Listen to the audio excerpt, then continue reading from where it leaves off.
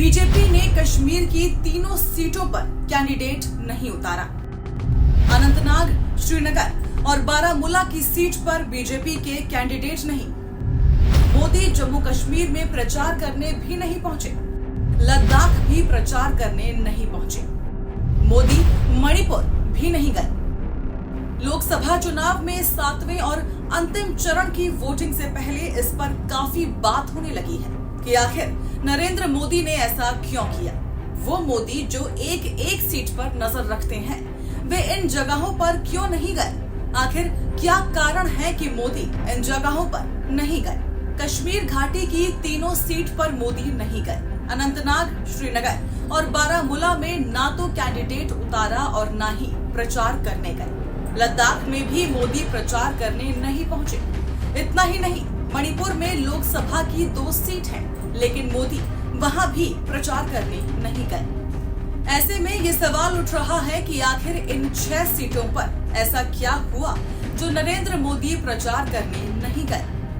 5 अगस्त 2019 को पीएम नरेंद्र मोदी ने एक मजबूत फैसला लेते हुए जम्मू कश्मीर से अनुच्छेद 370 के प्रभाव को खत्म कर दिया था। इसके साथ ही राज्य को 2 हिस्सों जम्मू कश्मीर और लद्दाख में बांट भी दिया। नरेंद्र मोदी के इस फैसले को ऐतिहासिक माना गया।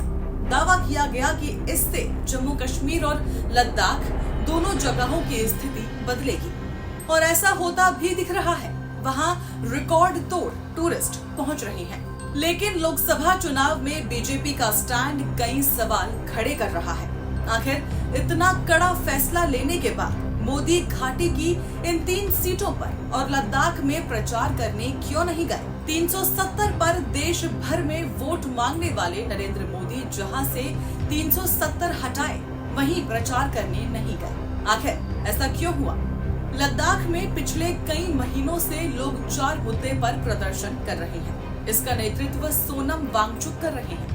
सोनम वांगचुक वही हैं जिनके ऊपर 3 इडियट्स फिल्म में आमिर खान ने किरदार निभाया था।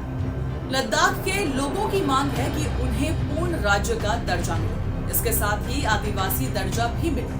स्थानीय लोगों के लिए नौकरी में आरक्षण हो और इसके साथ ही लेह और कारगिल जिले में संसदीय सीट बने। इन मांगों के साथ लद्दाख के लोग लंबे समय से प्रदर्शन कर रहे हैं। अब लोकसभा चुनाव में ये कैसे ट्रांसलेट होता है, ये तो वक्त ही बताएगा।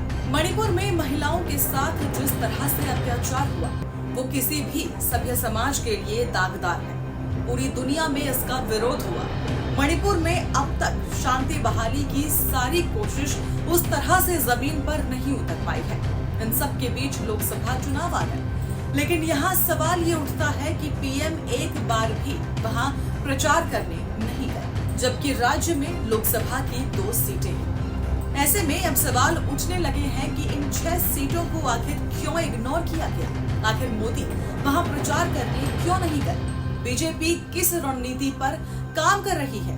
क्या ये कोई चूक है या फिर स्ट्रैटेजी। देखते हैं कि चुनावी नतीजों पर इसका क्या असर पड़ता है।